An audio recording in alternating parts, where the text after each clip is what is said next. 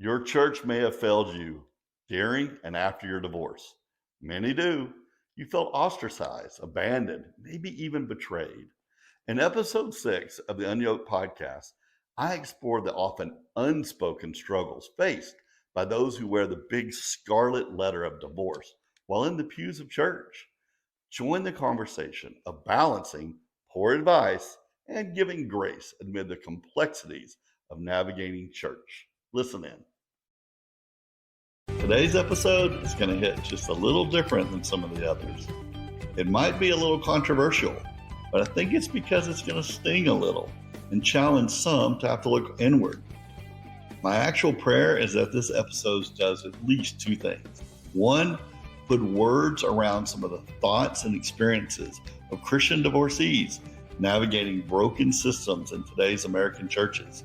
And two, it shines a light for church leaders who are willing to step outside of their traditions and comfort zones and want to better minister to those affected by divorce, which statistically is anywhere between 40 and 50% of church members. I've been divorced over 5 years now at the recording of this episode, and I have only met a small handful of divorcees who have not been scarred, hurt, or frustrated with their churches post-divorce. The truth is, most church leaders assume couples may have slipped away from their flocks post-divorce, but fail to realize that their programs, words from the pulpit, or lack of empathy might have actually driven people away. I found this to be true more often than not. So today we discuss in detail the American church and the divorcee when the solution hurts. Now let me insert a disclaimer right here at the start. I know there will be people listening to just this one episode. They really don't know much about me or the Unyoked podcast. They may think we romanticize divorce or we don't take scripture seriously. Neither are the truth. But this podcast wasn't built to give the X and O's of God's view on marriage or divorce. There are plenty of sermons that break down a Genesis view of God's perfect plan for marriage. This podcast speaks to those who are living in a broken world, trying to navigate a really rough road in their lives. We discuss how we feel, not just how we should feel. We discuss things that will never be heard from a pulpit. Although I hope there will be Christian pastors and leaders who listen to this and gain a new lens on the people in their flock and their mindset and their obstacles.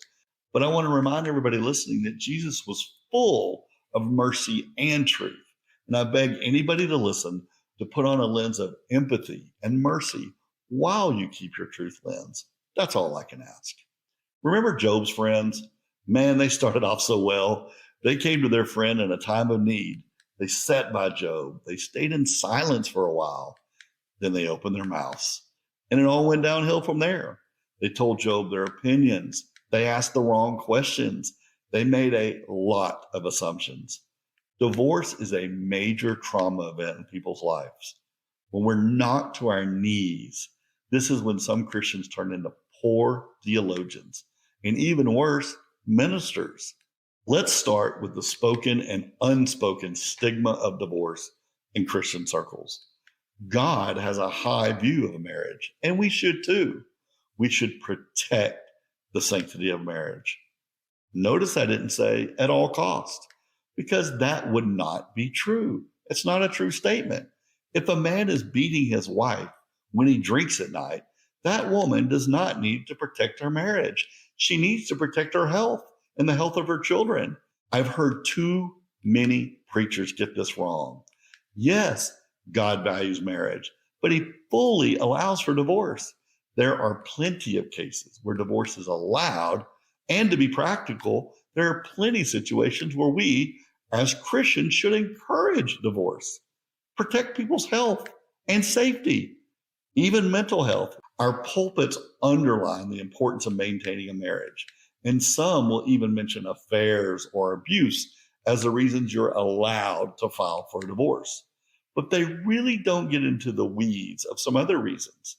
The Bible, and thus many pastors, are not really clear-cut on mental illness, various kinds of abuse, verbal and mental, financial sabotage, alcoholism, drug use, various child abuse, sexual abstinence, keeping a ring on but not acting married, living separately. Many of us have cried ourselves to sleep navigating really tough situations and decisions, only to sit in a sermon and have Genesis 1 and 2 taught and been given no real practical advice on some messy real-world situations. On the UNYoked podcast, we create a safe place for Christians to talk about the milestones post-divorce amongst ourselves, while we navigate the decisions and ripple effects of divorce and becoming single again. So whether you're months out of your divorce or years down the road and on your way to singleness, you will find advice and community that helps you stabilize yourself and find your single legs and become a better 2.0 version of you. And you can begin your unyoked living. If you like this content, then subscribe for even more resources, fun, laughter, and sound advice for Christians adventuring in unyoked living.